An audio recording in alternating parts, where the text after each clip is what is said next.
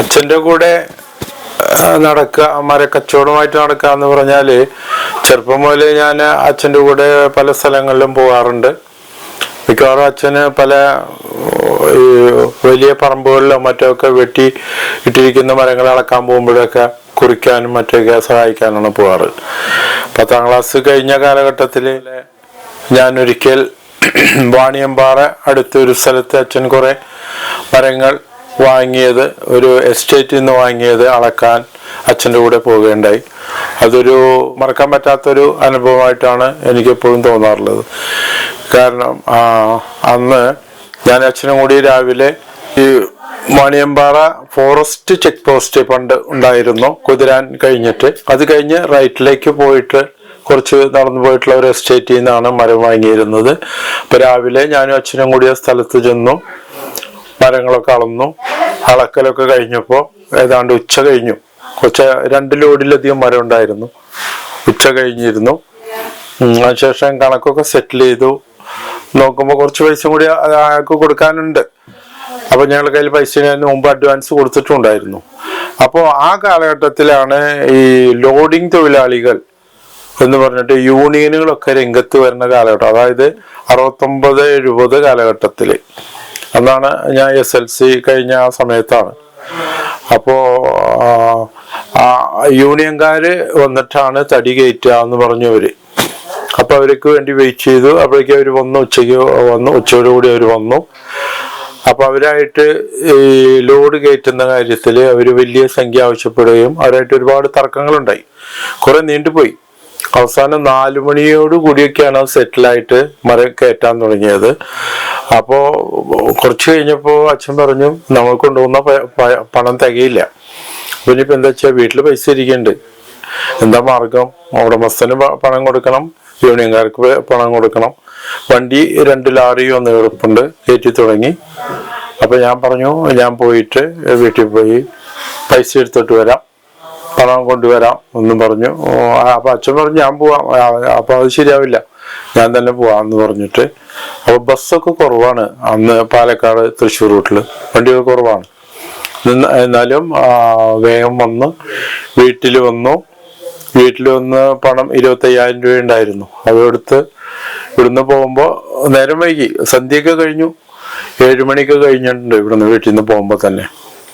അപ്പൊ അങ്ങനെ പോയി ഇവിടുന്ന് ലാസ്റ്റ് ബസ്സിലാണ് തൃശ്ശൂർ പെരുമ്പള്ളിശ്ശേരിയിൽ നിന്ന് തൃശ്ശൂർക്ക് പോയത്.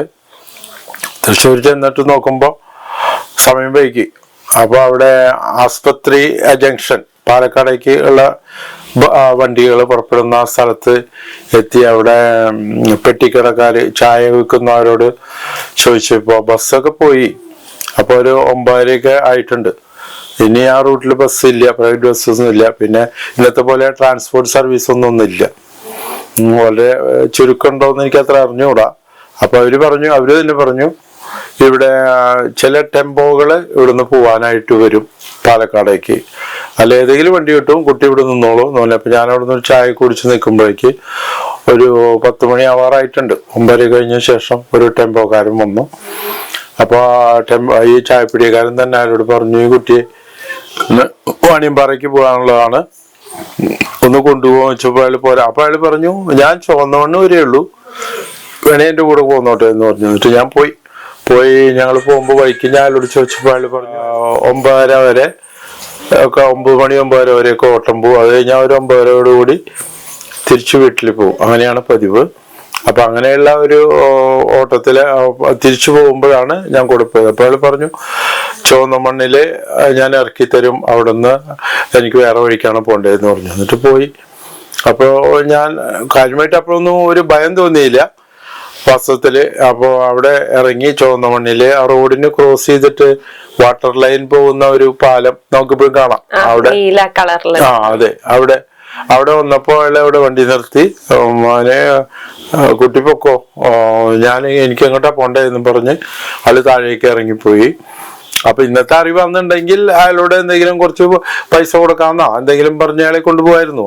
അത്ര അറിവാന്നില്ലല്ലോ. അപ്പൊ ഞാൻ അവിടെ ഇറങ്ങി അവിടെ നിന്ന് നടക്കാൻ തുടങ്ങി. അപ്പോ വണ്ടികൾ വളരെ കുറവാണ്. ഒന്നാമത് സമയം തന്നെ 11 മണിക്ക് കൂടുതലായിട്ടുണ്ട്, 11 മണിക്ക് കഴിഞ്ഞിട്ടുണ്ട്. വളരെ വൈകി. പിന്നെ ഇന്നത്തെ പോലെ അത്ര ട്രാഫിക് ഇല്ല. അപ്പോൾ പേടിയുണ്ട്. എന്നാലും അപ്പൊ അങ്ങനെ കുറച്ച് നടന്ന് നോക്കുമ്പോൾ കുതിരാലില് നിറയെ അവിടെ ഇവിടെ ആയിട്ട്, നല്ല വേനൽക്കാലമാണല്ലോ, കാട്ടുതീ ഇങ്ങനെ കാണാണ്ട്, ഭയങ്കര ശക്തിയിൽ കത്തുന്ന കാണാണ്ട്, ഭയങ്കര വെളിച്ചം. അപ്പോൾ ആ ധൈര്യം കണക്കാക്കിയിട്ട് അവിടെ നടന്നു. അപ്പൊ കുറച്ച് വന്നപ്പോൾ എനിക്കൊരു ചെറിയ ക്ലാസ്സിൽ പഠിച്ച ഒരു ഡോക്ടറുടെ അനുഭവകഥ ഓർമ്മ വന്നു. കാരണം കുതിരാനിൽ വെച്ച് ആ ഡോക്ടറെ കൊള്ളക്കാർ തടുത്തു നിർത്തിയതും ഭാര്യയും കൂടി വരുമ്പോൾ എന്നിട്ട് അവരിൽ നിന്ന് രക്ഷപ്പെട്ടതൊക്കെ അപ്പൊ ഓർമ്മ വന്നപ്പോ ഒരു പേടി തോന്നിയിരുന്നു. എന്നിരുന്നാലും ഞാൻ അപ്പൊ വെളിച്ചം കാണുമ്പോ വേഗം നടക്കും, ഇരുട്ടാവുമ്പോ സ്പീഡിൽ ഓടും. അങ്ങനെ പോയി കുതിരാനിലേക്ക് എത്തിയപ്പോ എന്താ വെച്ചാൽ ഉള്ളില് പേടി എന്താ വെച്ചാൽ മൃഗങ്ങളൊക്കെ ഉണ്ടാവും. ഇന്നത്തെ പോലെയല്ല, നല്ല കാട്ടുപ്രദേശമാണ്. പക്ഷെ അപ്പോഴും അവിടെ ഇവിടെയൊക്കെ ഇങ്ങനെ കാട്ടുതീ ഉള്ളത് കൊണ്ട് ആ കാട്ടുതീ എത്തുന്നവരെ, ആ വെളിച്ചം എത്തുന്നവരെ ഓടും, പിന്നെ നടക്കും.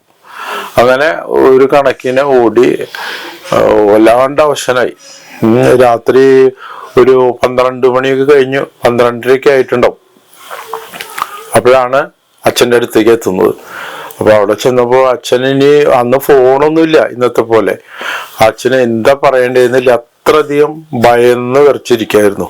അതോടൊപ്പം ആ എസ്റ്റേറ്റുകാരനും അവർക്ക് വലിയ അതിശയമായിട്ടിരിക്കായിരുന്നു.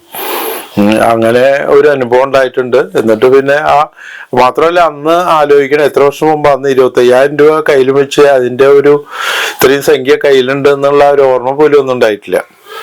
ഇപ്പൊ ആലോചിക്കുമ്പോൾ ഭയങ്കര ഭയം തോന്നുന്നു. അത്രയും സംഖ്യ അന്ന് കൊണ്ട് ഒറ്റയ്ക്ക് പോയ ഒരു കാലഘട്ടം, അതാണ് ഒരു വലിയൊരു ഓർമ്മയുള്ളത് ഇപ്പോഴും.